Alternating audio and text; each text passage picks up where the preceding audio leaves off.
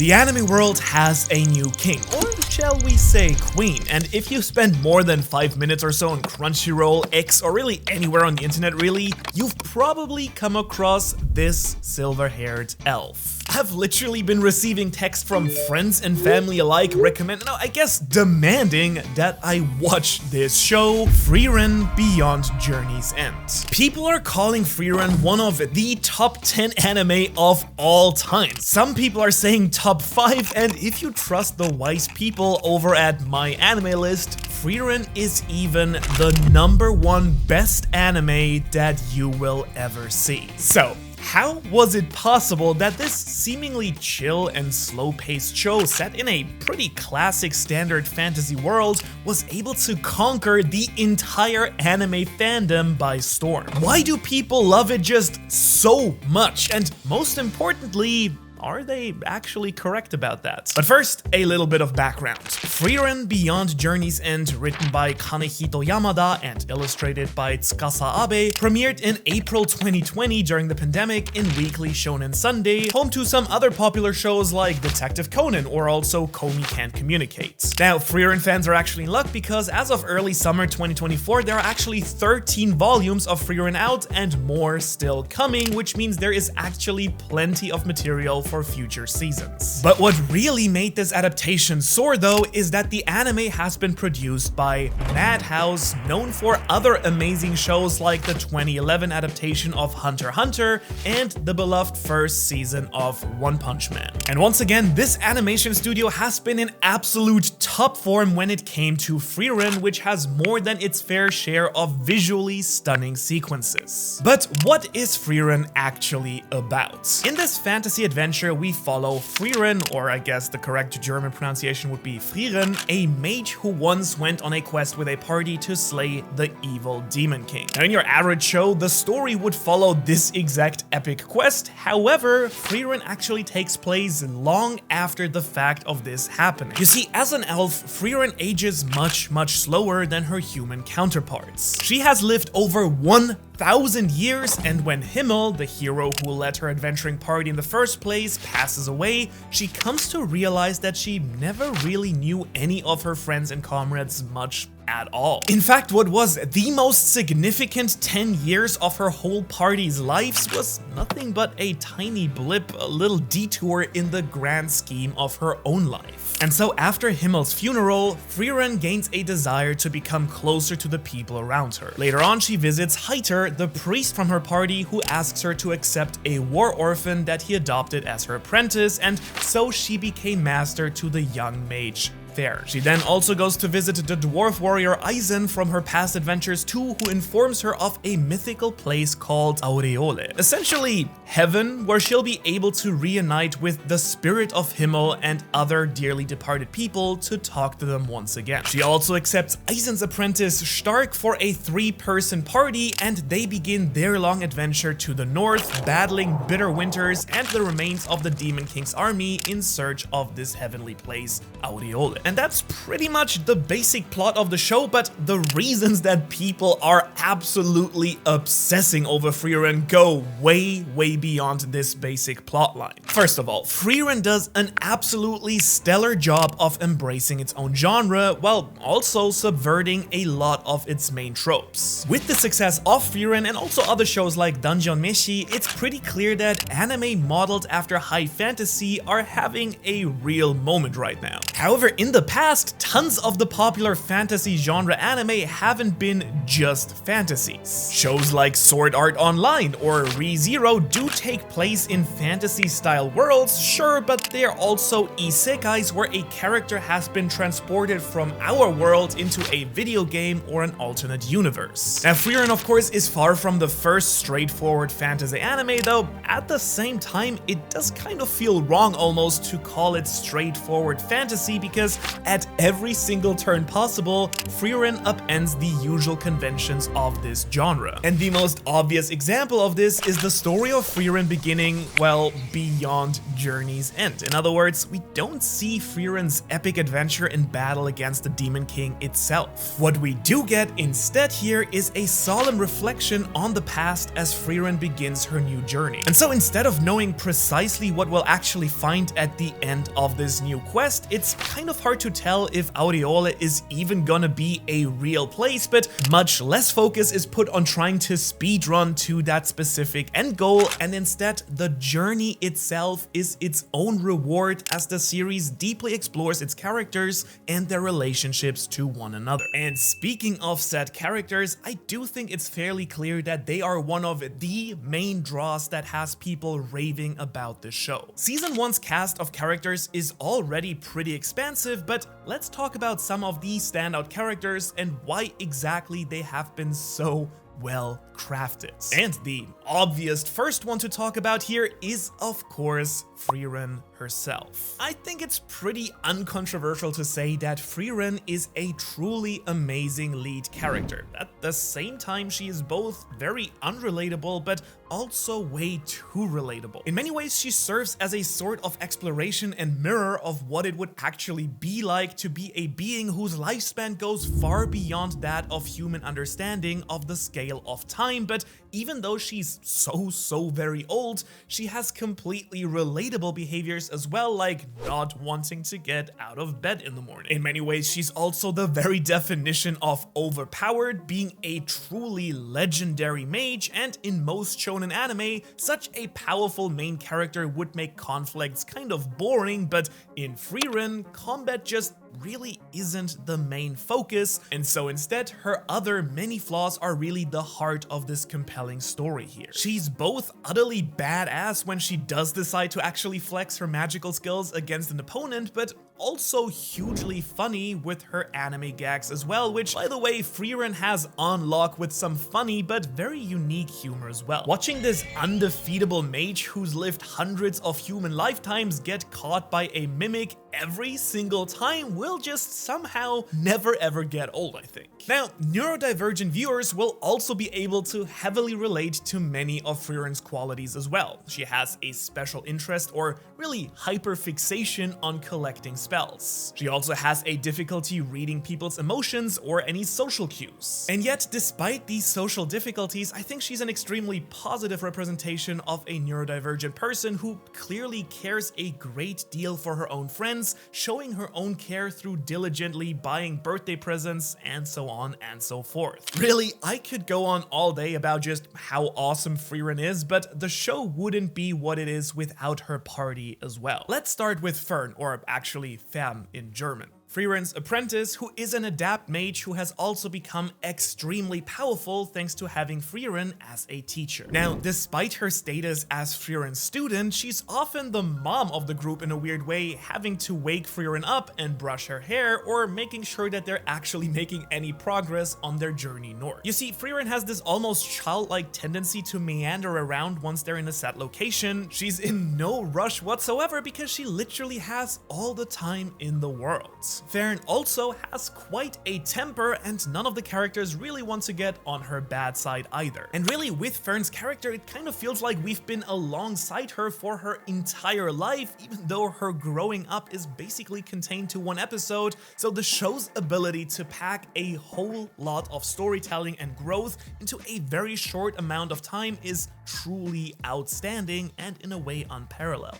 Over the 5-year period that Frieren does spend with Heiter as the old cleric very cleverly tricks her into becoming Fern's tutor and kind of parent figure, we don't only see Fern grow from a child into a teenager, but we also see her grow into a very powerful mage, as evidenced by her not being able to reach the boulder with her magic at first, to being able to blow a hole into it once Heiter finally passes away. Now, in stark contrast to that, pun absolutely intended, Stark the warrior is more like your classic shonen protagonist who wants to become, well, stronger, because stark means strong in German. And his attitude and extreme enthusiasm definitely do breathe some extra excitement into a show that can be extremely mellow and very chill at many times. However, in case you're familiar with One Piece, he's also got a bit of that Usopp in him as well, because despite his insane strength, Stark is a total coward as well. Throughout his journey with Frieren and Fern though, he does learn that fear is a natural thing, and instead courage is all about taking action in spite of that fear. Due to having spent so much time with the legendary warrior Eisen, the dwarf, who was also in Frieren's party to slay the Demon King, Stark doesn't actually realize how truly powerful he actually is. For example, he's way too fearful to slay the dragon and save the village without having Frieren's backup. However, she does manage to trick him, saying that she'll land the finishing blow on the dragon, all while knowing very well that Stark is more than strong enough to defeat that monster himself. In fact, he does so without even ever realizing he's already landed the killing blow. However, literal dragons are of course nothing compared to the real challenge that he has to overcome, and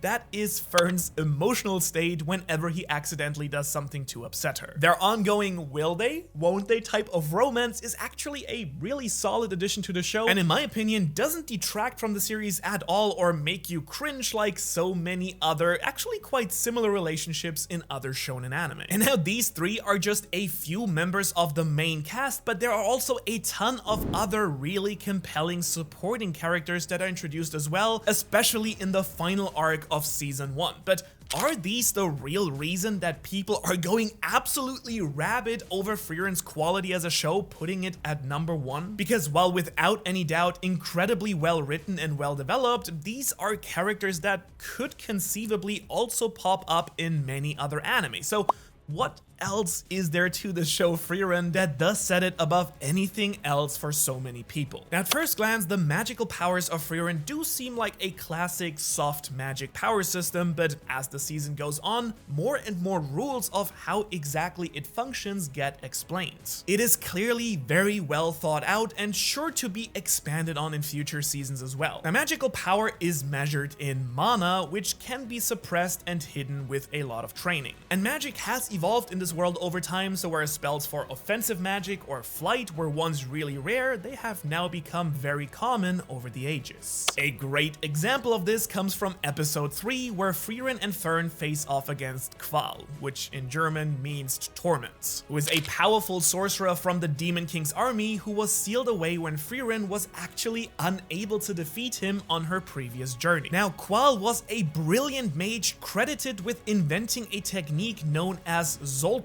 a piercing magic that could penetrate defenses and easily kill enemies. However, by the time that Qual is released a second time, the world has moved way beyond his own capabilities. What was once considered the deadliest technique in his time is now just considered basic offensive magic, which Fern is easily able to defend against. And while he does manage to put up a fight that looks visually stunning, he is defeated by Frieren and Fern quite easily. But maybe the most important magical revelation in season 1 is magic's attachment to imagination. Crafting new spells is all about what a caster can envision themselves doing, which ends up being a great testament to the power of dreams and belief, even when that spell is about making a field of flowers bloom instead of, raining down fiery destruction on your enemies. And so it's kind of all of these things, the subversion of the genre, the well-written characters, the wonderfully crafted power system, all of these add up to a very strong first season of anime. And yet, despite my many friends and the internet at large's hype about this, as I was watching the show, I did begin to wonder a little bit, was this show maybe just a little bit overhyped? As you might be able to tell, we're moving on to the controversial part of this video. You see, I finished watching Frieren quite recently with the whole season already out, and when you've heard nothing but the highest praise for a show, it's pretty easy to go into it with your expectations a little bit too high as well. And when people are saying that it's a contender for the #1 anime of all time, it's really hard not to compare it to the very, very high standards set by all the fantastic anime you've loved most throughout your whole history as an anime fan. And so before I go and reveal the final piece of the puzzle of why Frieren has become anime's newest super sensation, I do want to be fair and balanced here and also mention a few criticisms of the show that I think are fair fair to make. And first off here is the elephant in the room. The pacing of Frieren is going to be the most divisive part of the show for a lot of fans. Many people are absolutely rejoicing that they finally have a somewhat slower paced show that really lets its story breathe and lets its characters be developed. I do think that that's actually absolutely fair, but there will undoubtedly be other people who want a much faster paced show with non-stop action. Especially in our current attention economy with shorts and reels and TikToks, some viewers might just get bored during Frieren's slower moments, even though when the action does come, Madhouse absolutely crushes it with some truly mind-blowing animation. But then again, you could absolutely also make the argument that its slow pace and going against this trend of fast action-packed content is also what makes it so satisfying for some people who might be tired of that type of content. But speaking of those action sequences, my second piece of small criticism of the show are the demons. Because I personally don't even have a problem with the pacing. I quite enjoy it myself. That's more something I could hypothetically see a quite big number of people having a problem with. But the series' central antagonists do give me a little bit of pause, and this is something I really haven't seen that many other people openly talk about, I feel. Because the point where the show really picked up for me personally, you see, was during the Aura the Guillotine arc. This was basically one of the first points where Frieren switched from an episodic structure to a multi-episode arc one. When Frieren, Frieren, and Stark find themselves in a city called Graf Granite's domain, they have to deal with one of the remaining generals of the Demon King's army, Aura the Guillotine. They enter the city, and when Frieren sees one of Aura's top subordinates, Lugna, or in German, Lugna, the liar, strolling down the street, it's on sight. She raises her staff and is about to blow him off the face of the earth. Now she's immediately stopped by the guards though, because Lugner is there to broker a peace agreement with the city. And to me, it really seemed like the story was setting up a situation in which we get to see that the world has really changed from what Frieren once knew. Because everywhere she has visited so far, she has seen the signs of time as the world transforms little by little during her expansive lifespan. After all, at its core, this is a tender story about regrets, about people's abilities to connect to one another and changing for the better. But in this case, nope. Turns out Frieren was right all along. The peace talks were just a cover for the demons trying to invade the city and slaughter everyone within it. So the lesson is basically every demon is an irredeemable, bloodlusted beast, and Frieren was absolutely right to try and kill them on sight without asking questions and any mercy. Now, to be fair, obviously it's kind of wrong for me to criticize a story just because its outcome doesn't align perfectly with my own expectations of the story, but did anyone else notice that seeming contradiction to the main premise of the story here? Because it feels to me like Frieren's absolute no mercy, no redemption approach to the demons, who are depicted as intelligent and rational beings, is kind of at odds with the more gentle, emotional themes that the rest of the series really attempts to communicate here. Is that just me, or maybe I'm wrong and it does change later on in the story? But anyways, on the bright side at least, the scene of the characters obliterating the demons are mega cool. I mean, the way that Frieren eliminates Aura the Guillotine is just absolutely cold.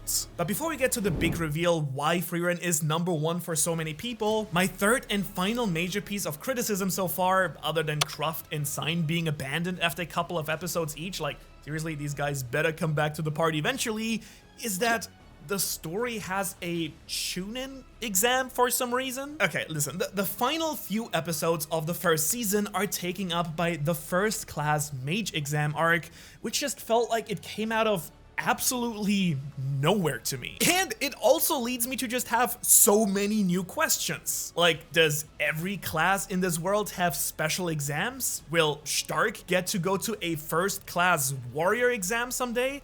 What about all of the other classes? I mean, we just skipped to the highest one immediately. You see, the series up to this point has been extremely intentional about making its main characters the, well, main focus. I mean, once again, they did kick out the wonderful additions of Croft and Sign after just a couple of episodes each in favor of focusing on the main trio of Frieren, Fern, and Stark, but then suddenly Stark was sidelined for the final 10 episodes of the 28 episode season, and then a whopping 21 new mage characters were suddenly introduced all at once to either take part in or administer the first class mage exams. And to me personally, this really felt like a huge tonal shift in the show towards what you would see in a typical shonen and away from all of the great strengths that make Frieren stand out from the crowd in the first place. But the thing is, even though I'm labeling this as criticism, it's also kind of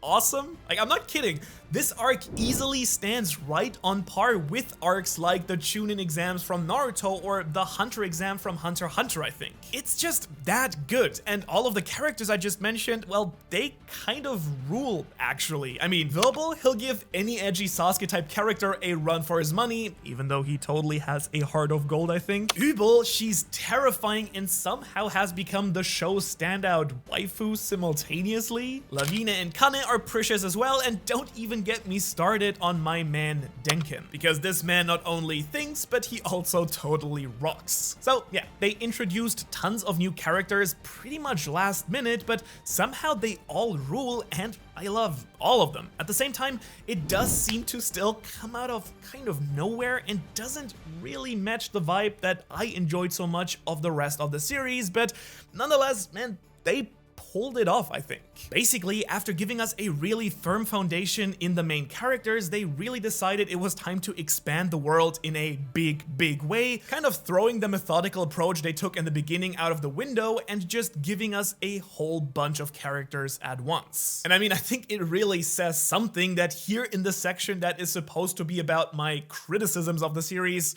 I'm really finding it kind of difficult to not end up gushing even more about this series. And even when I question Frieren for making choices that I find tonally or thematically somewhat inconsistent, I can't deny the fact that throughout the majority of the show, it's just hitting home runs left and right. And so I think to not torture any longer, let's move on from my nitpicking and instead talk about the whole reason for this video.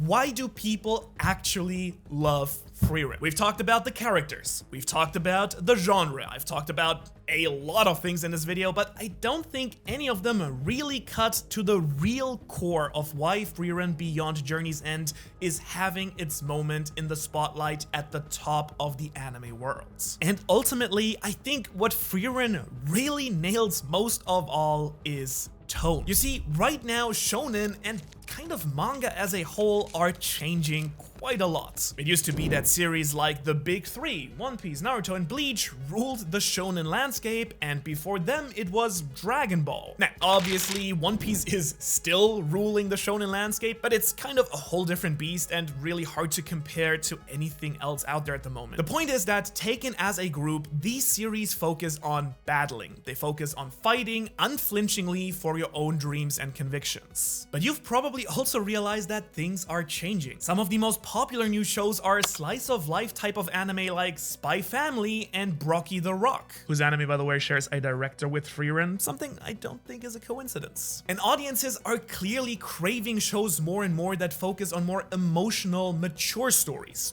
that paint their characters with a more humanistic and morally gray brush. Meanwhile, two of the most popular newer series in the shonen format are Jujutsu Kaisen and Chainsaw Man, series that take the traditional shonen formula and turn it upside down and inside out with a much more mature feel to them. If you wanted, they could absolutely be considered deconstructions of classic series like Naruto or Bleach. Obviously, these are just a few cherry-picked examples. The manga publishing industry obviously contains a whole lot more than just these few series, and Frieren certainly isn't the first emotionally mature shonen series out there. We can, for example, easily take a look back to Full Metal Alchemist, one of the most popular anime of all time, the current #1 on my anime list, and start drawing some parallels as well. And yet, I think that this is a new moment in manga history where Frieren is perfectly poised to rise to the top. The anime and manga audience has grown larger than ever worldwide. Many readers and viewers don't want the constant gags. I mean, Frieren has some truly hysterical comedy moments, but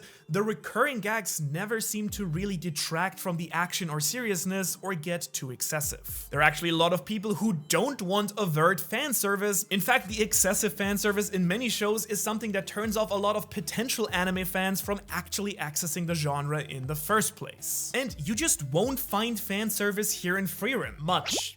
Okay, maybe a little, but Frieren is great also for representation. For one, it has brilliantly written main female characters, it has brilliantly written neurodivergent characters, it has brilliantly written elderly characters. Really, no matter who you are as a viewer, you're probably gonna be able to relate to at least one of the many fantastic characters in Frieren, if not like to all of them. And really, in a world where so many people have way too much stress in our lives already, sometimes you don't want to put on a show with non-stop fighting and action. And maybe, just maybe, you want to just put on a nice cozy show that lets you just breathe deeply and relax a little bit. Touch some grass. What I'm saying is that Frieren Beyond's Journey's End is the Stardew Valley of anime. Really, when I finished watching, I couldn't wait for season 2, and I immediately had to turn to the manga because even though Madhouse's take on the series is excellent, I just had to know what happens next. But at least there's also still a lot of other really excellent anime to watch at the moment, like the fantastic new action series Kaiju number 8, which you can see me break down completely in this video right here. Thanks so much for watching. If you enjoyed this video, please like, share, subscribe. Hit all the buttons, it does really help out a small channel like this. Otherwise, I will hopefully see you in the next one.